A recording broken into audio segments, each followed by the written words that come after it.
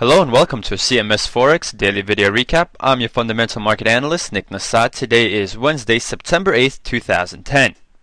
First, let's take a look at the euro-dollar pair, where we saw the euro bouncing back from yesterday's very sharp slide following a Wall Street Journal article that shed some worries about the region's banking sector.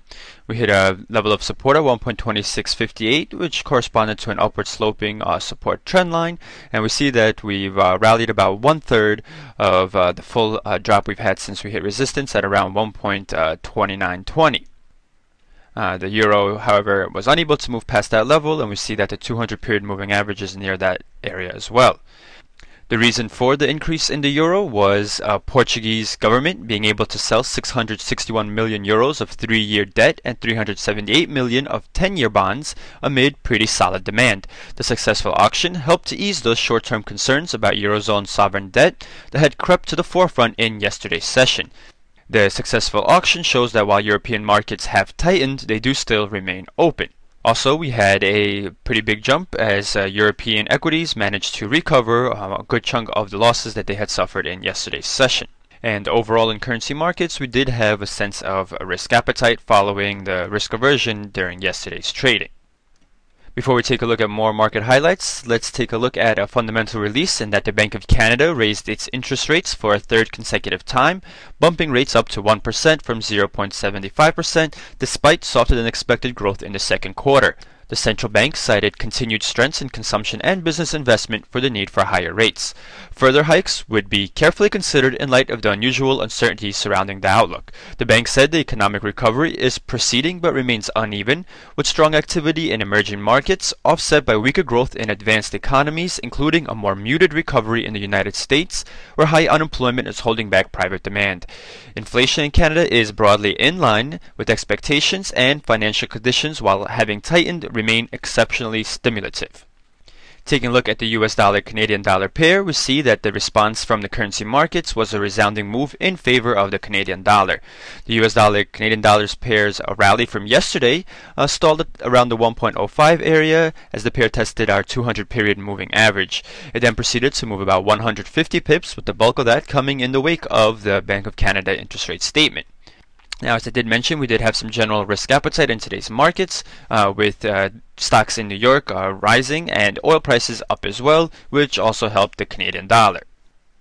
Zooming this pair out a bit, we see that we do have some more room to fall, with the next support level at 1.0260 and the next level after that being the 1.0150 level. So that depends on whether the move in favor of higher equities this week continues after the negative bit of news we had to start the week.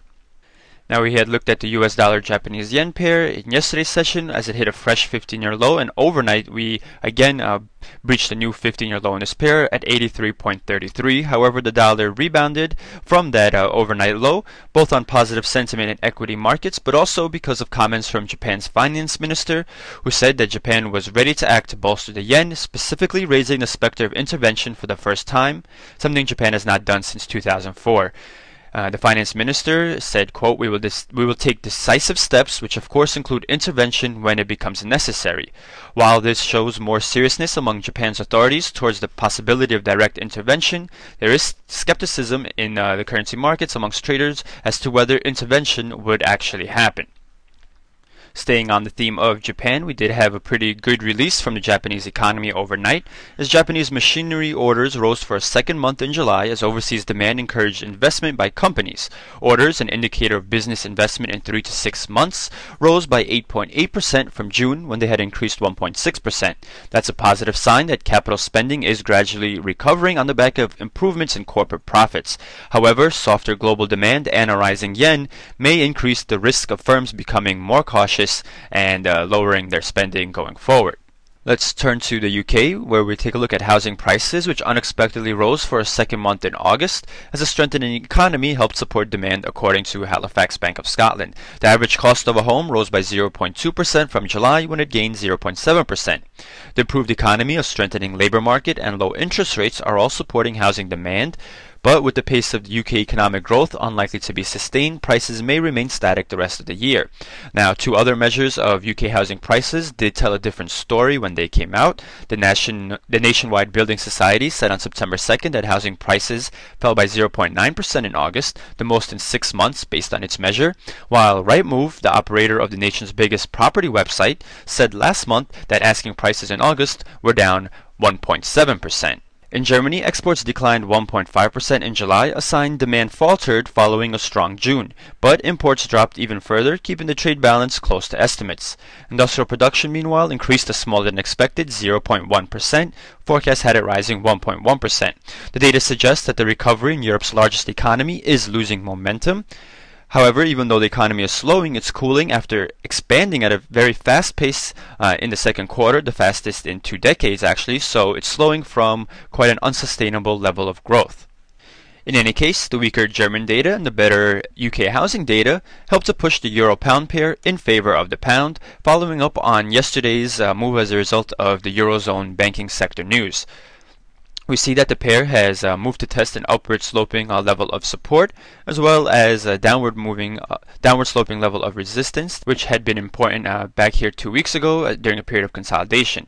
Now we see that we have retraced in the last 2 sessions most of the gains the euro has seen following a breakout of that consolidation pattern in last week's trading. So this 0.82 level may play an important role, and if the euro continues to be pressured by its banking sector news, sovereign debt fears, we could see the pair push down through and perhaps test its lows from August 22nd, while we do have some event risks coming up for the pound in the form of the Bank of England interest rate decision in tomorrow's session.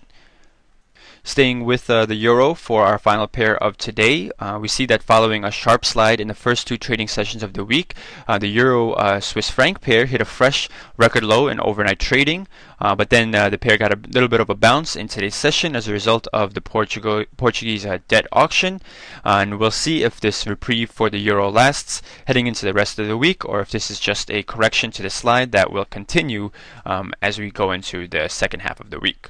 And with that, let's take a look at the upcoming fundamental docket. Tonight we'll get manufacturing sales from New Zealand, a measure of quarterly measure of manufacturing from Japan, and unemployment change, and the employment change and the unemployment rate from Australia. Overnight we get trade balance data from the UK, and at 7 a.m. Eastern we get the Bank of England interest rate decision. Tomorrow we have several reports from Canada, including housing starts, the new house price index, and Canadian trade balance. From the US, we get its trade balance as well as weekly jobless claims. And that will do it for today's video recap. For more news, videos, and analysis, please visit our site, cmsfx.com. I want to thank you for watching and wish you good trading.